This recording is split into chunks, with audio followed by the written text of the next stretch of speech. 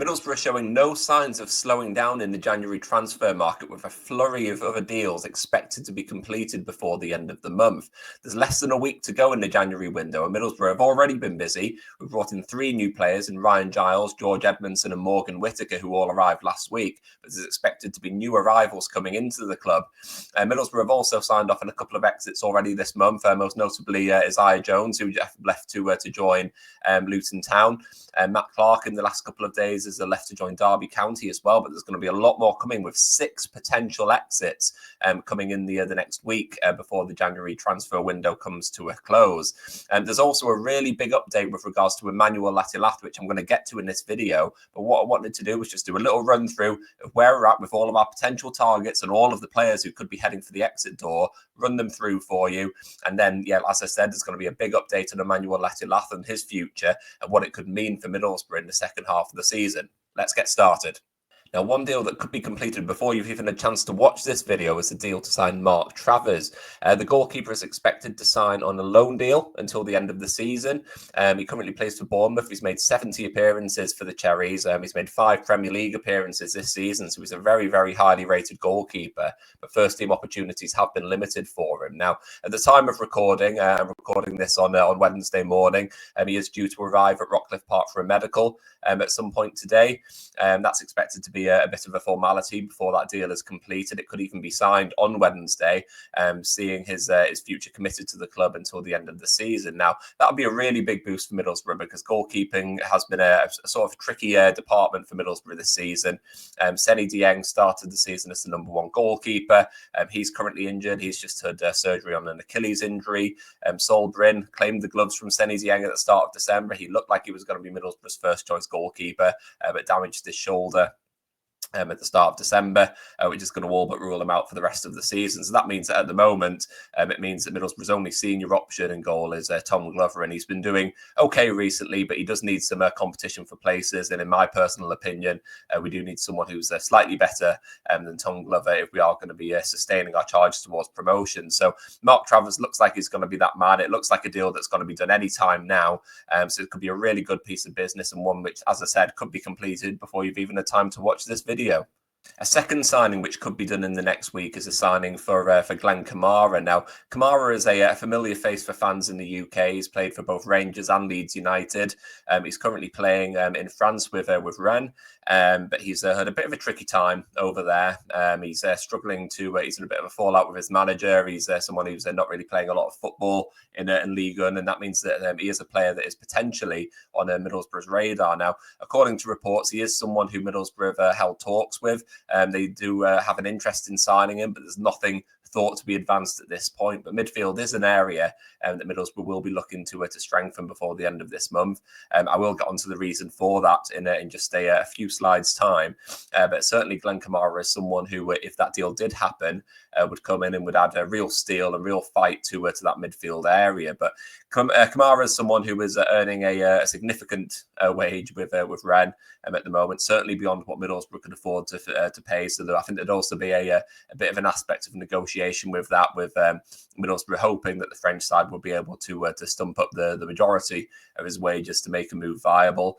So as I said, there's a lot of work still to do with this one. It doesn't sound like it's anywhere near completion, but midfield is certainly an area that Middlesbrough will be looking to target before the end of the January window. And as it stands at the moment, Kamara is the only name that's currently out there in terms of a player who's potentially been linked. So certainly one to keep an eye on, but not one that is likely to be announced anytime soon.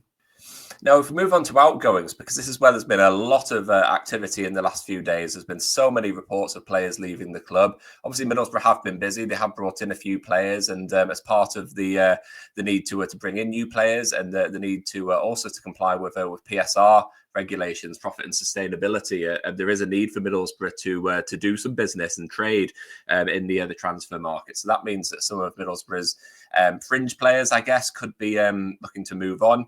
I mentioned before that Isaiah Jones has already left to join Luton, and Matt Clark went and joined Derby yesterday. He joined on a deal until the end of the season. His contract was due to expire in the summer anyway, so Middlesbrough have been able to claw back a bit of a transfer fee for him, which is decent business for someone who has slipped down to fourth in the pecking order. But one player who looks set to follow him out of the club is Lucas Engel. Now, Middlesbrough's left-back situation has been talked about endlessly over the last few months and even the last couple of years, to be honest. But with Middlesbrough signing Ryan Giles last week, that was a really big boost, and it's expected that Ryan Giles will be the first choice left back at the club. It does mean that Middlesbrough are left with 4 senior options at left back with Ryan Giles, Neto Borges, Alex Bangura, and Lucas Engel. Now, Bangura is currently injured. He's going to be expected to be out for a long time still, so there's not really anything that Middlesbrough can do from a transfer front there. There is also a bit of an expectation with Bangura that he is someone who could have something to offer Middlesbrough's first team when he does return from injury. Neto Borges only arrived in the summer. He's been Middlesbrough's first choice left back so far this season, and obviously with Giles coming in, it does feel like for Lucas Engel, his time at the club may be up. It's been reported that he's in talks about finalising a move to FC Cincinnati in the MLS. That will be a loan move initially, but it does feel like the kind of move that will be a great opportunity for Lucas Engel to go off and kickstart his career. Opportunities are going to be limited at the Riverside, and Lucas Engel, he's a decent player. He has had a very difficult time at Middlesbrough. Maybe the adaptation into the Championship has been too much for him. Personally, I think probably the comparison with Ryan Giles, who came just before him, was maybe a little bit much as well, because Lucas Engel was not a flying wing back, not someone who was going to get forward and had real quality in Middlesbrough's attack. Nor is he a particularly solid defender. He's quite a sort of solid left back option. But if Middlesbrough are looking to challenge for promotion, they need a little bit more than that. So it does feel like a move that's going to be best all round, best for Middlesbrough, best for the player, and ultimately, if Middlesbrough can in the end get a little bit of money back for him, that would be great. But in the meantime, get Engel out on loan to FC Cincinnati, get some game time under his belt, and let him kickstart his career, because he seems like a really good lad and someone who deserves to be playing regular first team football, in my opinion. Now, this is a really interesting one with Dan Barlaser, because this one has really sort of gathered pace in the last couple of days. Reports have suggested, a couple of days ago, reports were suggesting that Derby were plotting a double deal with Middlesbrough to sign Matt Clark and Dan Barlaser. Now, Matt Clark obviously has already moved to Derby on a loan deal until the end of, a permanent deal until the end of the season. And Dan Barlaser is someone who is widely expected to leave Middlesbrough as well this month, with Derby being front of the queue. It's been a really difficult time for Barlaser. He's just he has sort of turned into the Middlesbrough kind of whipping boy, because he is someone who is he's good on the ball. He's got a good range of passing, but he's perhaps a little bit too easy to play against from a defensive point of view. I feel like he's been kind of found out a little bit when he does play against some of the division's better sides. And as has been a sort of theme of this video so far, I think Middlesbrough, if they are going to be challenging for promotion, they do need to be upgrading these areas. Now, Hayden Hackney and Aidan Morris are Middlesbrough's undoubted first choice pairing in central midfield. Johnny Howson, he's expected to be back from injury in the next couple of weeks. And while he's certainly on the decline with his age, but he's someone who offers real experience and know-how in that midfield. But Dan Barlaser is just someone who is certainly an upgradable kind of option. I mentioned before that Middlesbrough are looking for a central midfielder this month, someone potentially in the profile of someone like Glen Kamara, a tough tackling midfielder, someone who's got experience and guile, and someone who'll be tough to play against. And it certainly just feels like maybe the time is right for Dan Barlaser to move on. At the time of recording, nothing's been agreed, but with Dan Barlaser having just 18 months left on his contract, it does feel like a deal that's going to be there to be done. Whether that'll be a loan move until the end of the season, or whether Middlesbrough will be able to sell him this month, remains to be seen. But Dan Barlaser is a solid player at Championship level. I think certainly the teams in the bottom half of the league, I think all of them would be looking at Dan Barlaser, because he is someone who is able to pull some strings in the midfield. I personally think that he's better in a midfield 3, which doesn't really suit Middlesbrough's system. I think he's someone who likes to get on the ball and would sort of benefit a little bit more maybe from having 2 more defensive-minded midfielders behind him. I think that's something that would have suited his game a little bit better, and that could have been a way to get more from him at Middlesbrough. But certainly he's someone who was a lot to offer at Championship level. It feels like he's someone who's going to move on before the end of the month, and Derby are the team who seem to be leading the chase at the moment. So one to watch over the next few days, but there is a potential that Dan Barlaser has played his last game for Middlesbrough and could be moving on before the end of the January window. Now, this isn't a deal that's going to impact Middlesbrough in the immediate future, with Josh Coburn currently on a season-long loan with Millwall. Coburn arrived at the Den in the summer. He slipped down the pecking order. First-team opportunities were likely to be limited at Middlesbrough. And he got off to a great start. He scored a few goals at the Den. Fans were really waxing lyrical about him down there, really. And he's someone who is, in my opinion, a really good Championship level striker. He just doesn't fit into what Michael Carrick's trying to do. He's a bit more of a sort of traditional old school number 9, get the ball in the box to him. A big strapping lad who was a great finisher, by the way. Arguably one of the best finishers that Middlesbrough still have in their senior sort of setup. But it does seem like Josh Coburn's going to be a player who could potentially be leaving the club on a permanent basis. While he's injured at the moment, there's been a lot of reports in the South London press. Rich Corley, who's a very well-renowned journalist in South London, particularly covering Millwall, he's reported that Millwall are keen on signing him on a permanent basis. Michael Carrick did very little to downplay those kind of reports, kind of suggesting that he wouldn't be surprised if Millwall wanted to sign him on a permanent basis. And so this is the deal which could potentially be done before the end of the window. There's no real urgency, given that he's currently on loan with Millwall. Millwall obviously don't need to sign him on a permanent basis this month to be able to keep him for the second half of the season. But there is a feeling from all parties that there is a deal there to be done. Millwall could have the opportunity to sign a really talented young striker who, like I said, has the ability to be a really top player in the Championship. And for Middlesbrough, they are looking to recoup some money. They are looking to sell some of those fringe players who are available and some of those fringe players who they can claw back a few million for. And Josh Coburn certainly fits into that category. I wouldn't be surprised if he was to move to Millwall for a fee of even like £3-4 million. I think he's someone who's a really solid Championship level striker, someone who could score a lot of goals in this division playing for the right team. And in my opinion, Millwall is the perfect place for him. So for me, this feels like a move which is going to be perfect for all parties. It's great for Middlesbrough to get some money for a player who doesn't quite fit into their plans.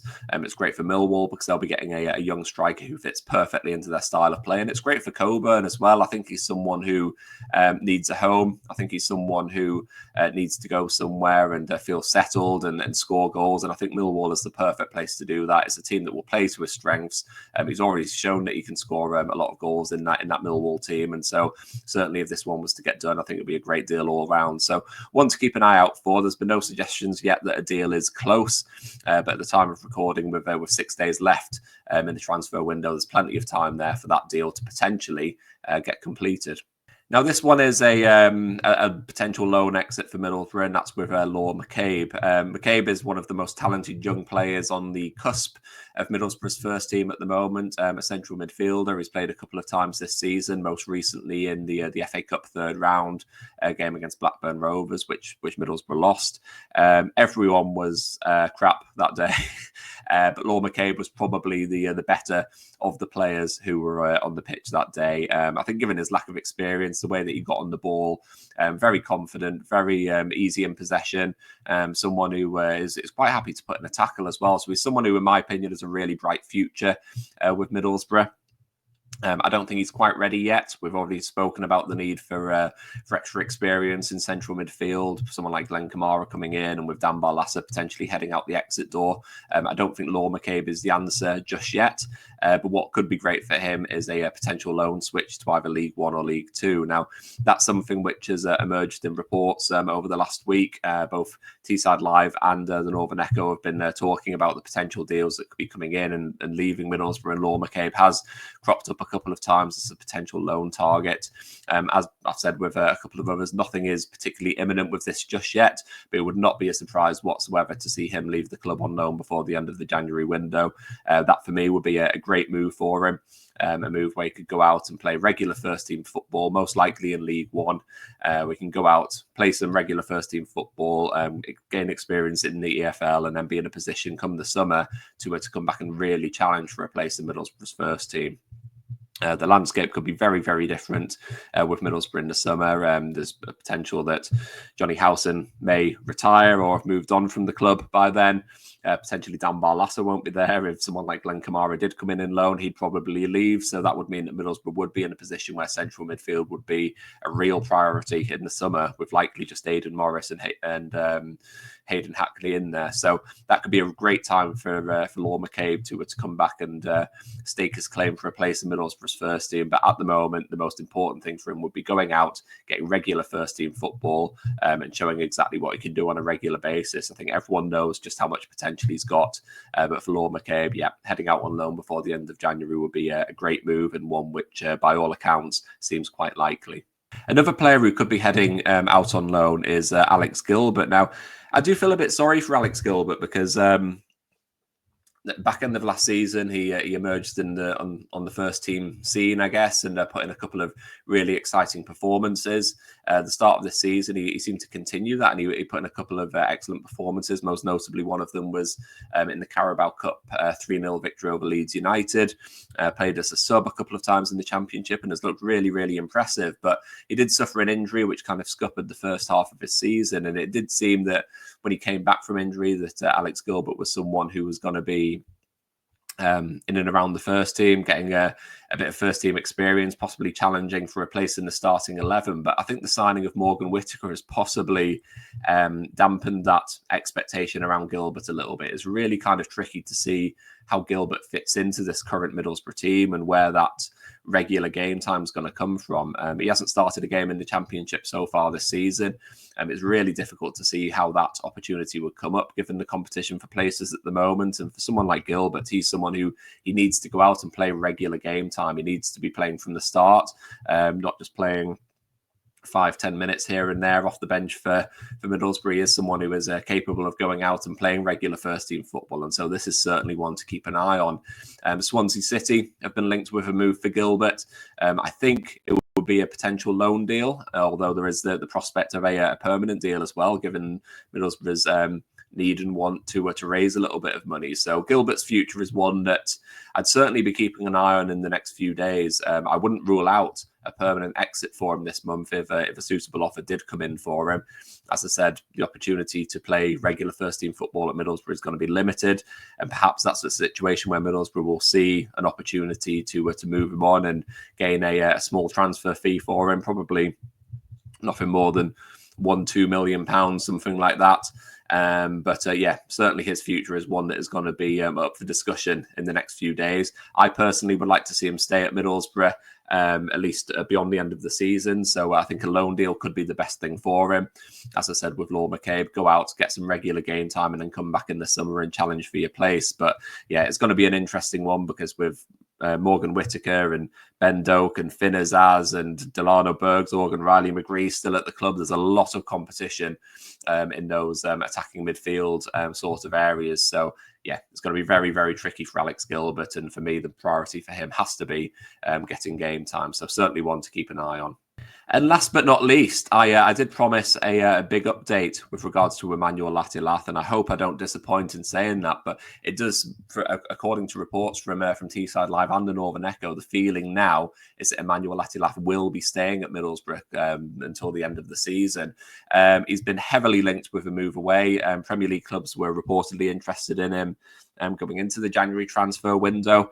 Atlanta United in the MLS lodged a £20 million offer for him, which would be an MLS record fee. But it does seem, according to reports, that Latte Lath is reluctant to move to the MLS. I think he's more prioritising a move to the Premier League, but there hasn't been any formal interest from any of the other top 20 clubs in the country. So it's a bit tricky there. And I think Latte Lath's in a sticky situation, and Middlesbrough, as a result, are in a sticky situation because as the days kind of wind down towards the end of the transfer window, Middlesbrough do not want to be losing their best player with just a few days to go. It's going to be near impossible to replace him at this point in the month.